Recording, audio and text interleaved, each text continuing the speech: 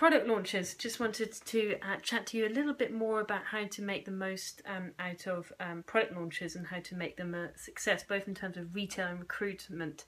Because launches are a fantastic way of spreading the word about what it is you're doing, and it's a very fun and time efficient at the same time, and profitable of course as well. So let's go through a few tips, and bear in mind it doesn't matter in terms of these tips, it doesn't matter who the host is. It could be a friend who's hosting a launch for you, or it could be that you're focusing on the detox, so doing a detox party or a pamper evening, but just want to go through some kind of basic tips.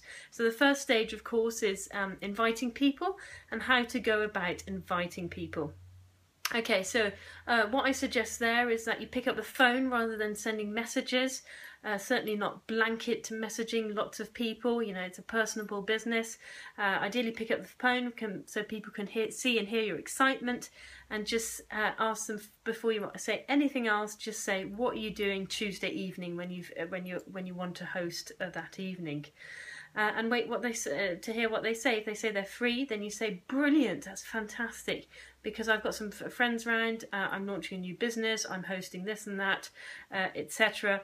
But the key thing there is ask first of all, what are you doing that and that evening, before you're telling them what you're excited about and what you're actually doing, okay? And then when they said they're free and you've just told them what it is you're doing, they've obviously said yes. If you want, you can then send them or give them, when you see them next time, a little invitation card, a product launch invitation card, which you can get on the literature page when you put in your next order.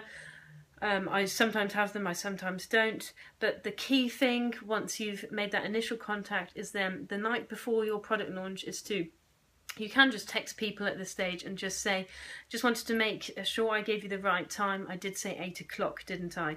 Do that rather than asking, hey, just a reminder, are you definitely coming? I just, you know, the way I've built my business is very much exuding confidence, even before I actually had it. And one of the things I suggest is just confidently saying, did I give you the right time? Rather than asking, are you still definitely coming? Okay, so we've gone through how to invite people, and now in terms of preparation on the evening, obviously have, if it's, you know, a basic launch, have the key products out, just make a nice little display of it, make sure it's a nice atmosphere in the room, and have your receipt pads, application forms ready together with pens, and most importantly the prize draw questionnaire forms, which you can get off our Facebook page, and obviously just have some nibbles and some wine or teas, coffees ready as well. Okay, when the event actually begins, you can introduce everyone to each other so that they get to know each other, they can chat a little bit. I usually bring out the questionnaires at this point, right at the beginning, to get people thinking about the aloe vera, and usually kind of people are quite absorbed in that for a while. Whilst they are doing that, I'm topping up everyone with drinks. What I do feel is quite important for the next 30 minutes when you're going to do the actual presentation is that you don't stop midway, or no one does stop midway for a drink top up. And the reason I say that is, you know, the presentation is a really, really interesting and important part, but it's actually should only be half of the evening. So to speed things up, you want to just, you know, get the presentation over and done with in a positive way. And if you're messing around with drink top-ups midway through the presentation, then it's going to draw out the whole that whole section.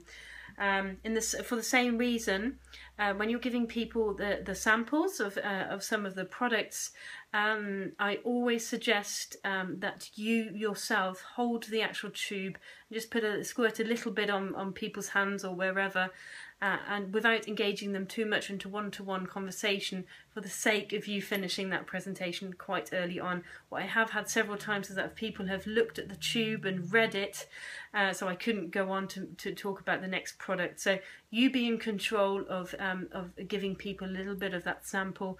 That way you can control how much they use and the speed of it as well. Okay. And at the end, so just a couple of things at the end, I always wrap up by announcing when I shall, or my team member shall be putting in their next order.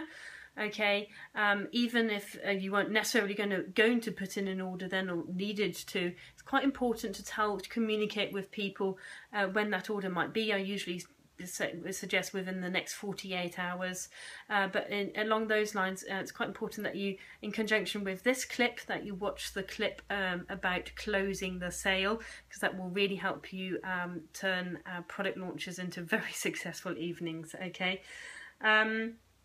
What I do announce at the end of a product launch, especially when I'm talking about the products in the business box, is I say to people, if you like all of the products I've spoken about this evening, and you're interested in finding a way of purchasing them at a discounted price, and in actually having access to them for the rest of your life at a 35% discount, there is a way of doing that.